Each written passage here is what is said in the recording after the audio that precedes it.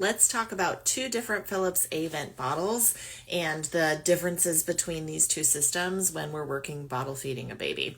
So Philips Avent has the Philips Avent Naturals nipple and the Anti Colic. And here's the difference between the two. For the Naturals, the vent system is actually built into the nipple. It's this little hole. So every bottle has to have a vent system in it in order to prevent the bottle from collapsing and allowing milk to flow smoothly. So on the Naturals bottle, that vent is built in as a little hole. There's no extra pieces or parts to clean. And the bottle vents itself. Now, when you're bottle feeding, you want to have the vent up so that the air pocket is there to help vent the bottle. So you don't want to cover that hole. You want to have it up to properly vent the bottle system. Whereas with the anti-colic bottle, there is no hole in the nipple to vent. This is the vent system. So you have to have the air vent in place to vent the bottle. So this works similar to the Dr. Brown's that has the dreaded blue and green vent system that you're cleaning. Whereas this is more like a Como Tomo, the Even Flow Balance, the Pigeon, the Lancino, they all have the vent system built into the nipple. So one of the differences between the two systems is how they vent.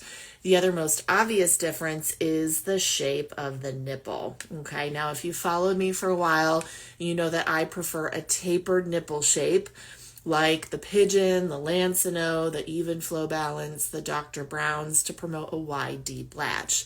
Philips Avent is further down my list of systems.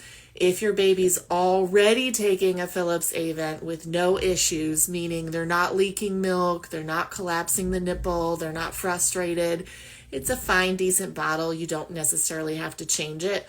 But if your baby's having any struggles, bail out on these bottles for a more preferred optimal system.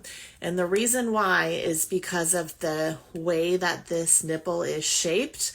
It will promote a more narrow straw-like latch. So on both of these bottles, most babies will tend to sit right here at the base of the nipple and drink very narrow like a straw.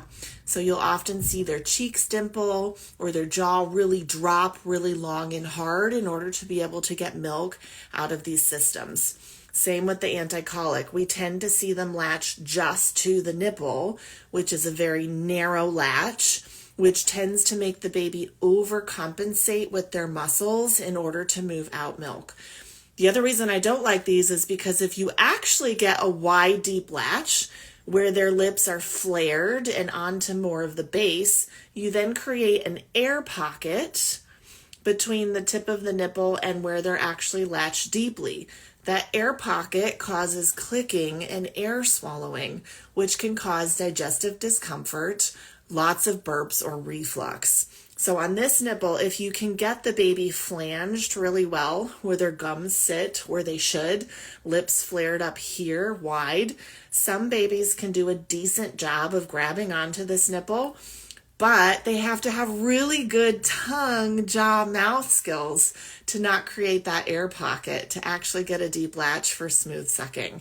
Similar with this, if they're actually latched nice and deep and wide, they tend to make this little air pocket around the base of the nipple where they're swallowing extra air. So those are the major differences between these two bottles. From a professional standpoint, I don't recommend these bottles unless a baby is already taking them and doing a good job taking them with no clicking, leaking, digestive discomfort. They're not popping on and off. They're not frustrated. They get smooth movement of that milk. So there's the Philips Avent side-by-side comparison of these two bottles. Now you know.